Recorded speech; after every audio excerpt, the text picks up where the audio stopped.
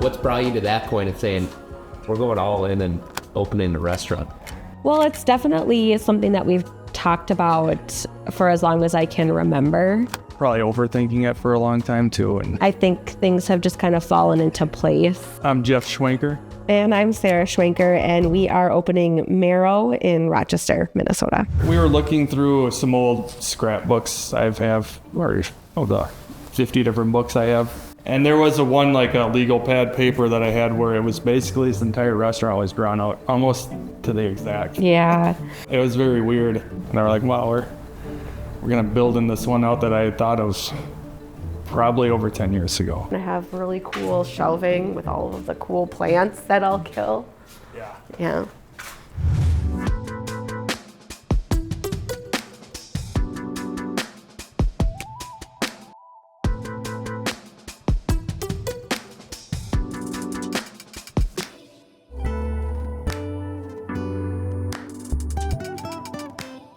I'm super excited about the upstairs idea, honestly. Yeah. Yes, we are like, too. to me, I'm like, this is flipping tight. Yeah. This is tight. And I'm like, how do we just get more seats? So, whatever we got to do. This size and the location and everything about it kind of screamed what we wanted to do, which was the Marrow, which we were doing before. So What you were talking about the experiences, like the Airbnb experiences, where it's like an add-on, I see so much of that now.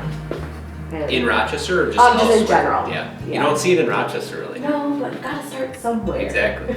Someone's gotta do it. Yeah, that would be cool. When we first moved back to Rochester and we were working, we had an opportunity to do a few different pop-ups.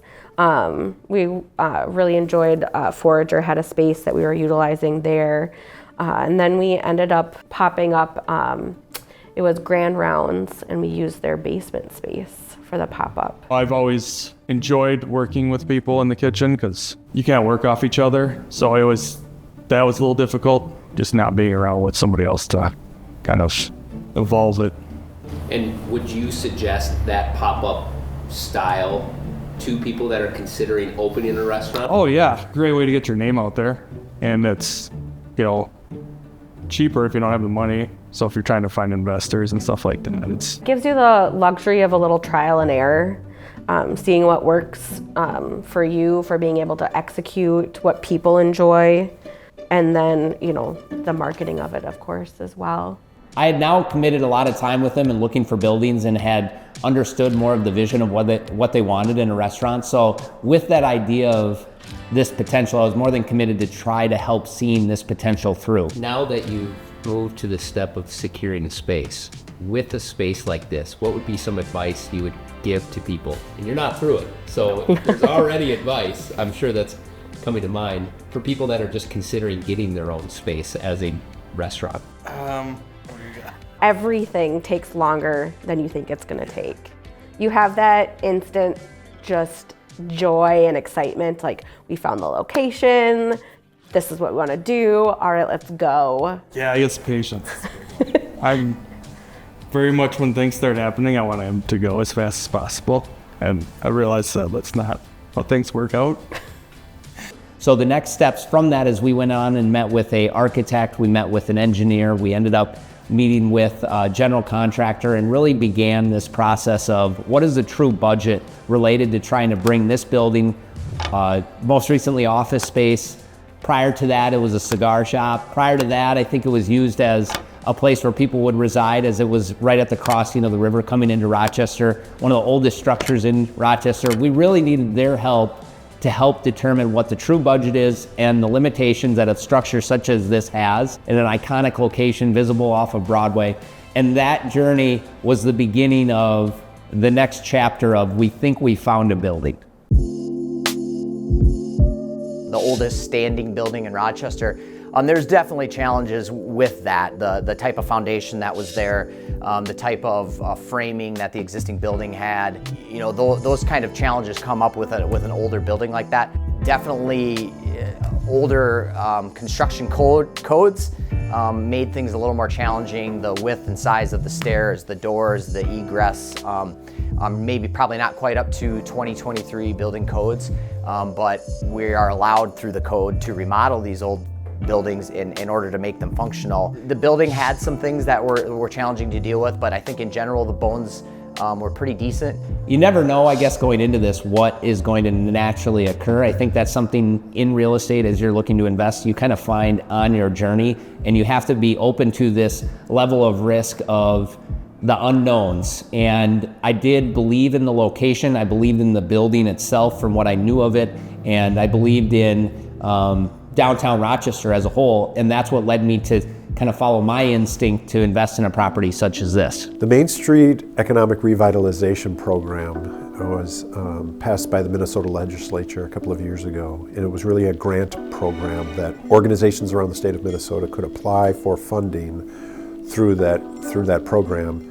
Destination Medical Center is an initiative born out of a vision for growing Rochester and supporting Rochester's growth. So first of all, it's a state-supported initiative, and it surrounds the use of public infrastructure funds to help Rochester grow.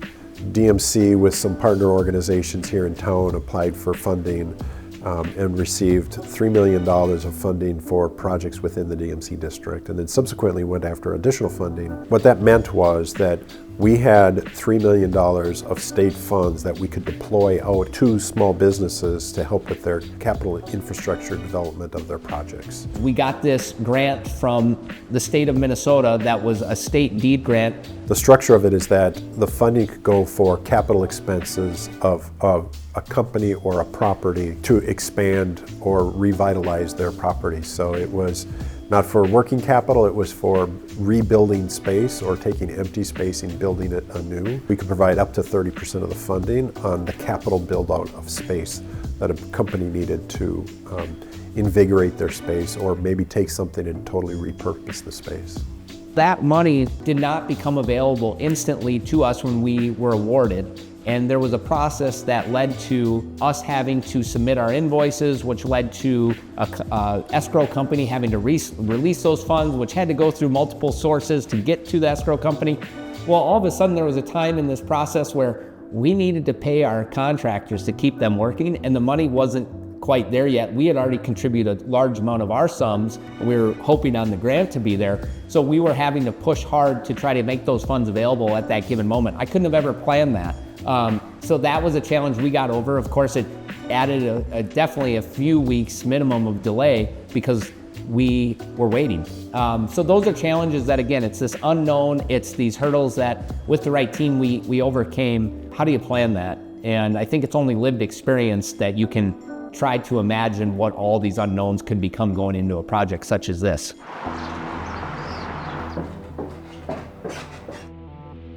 So one of the positives I'll say about where we sit in this construction process is it's not done.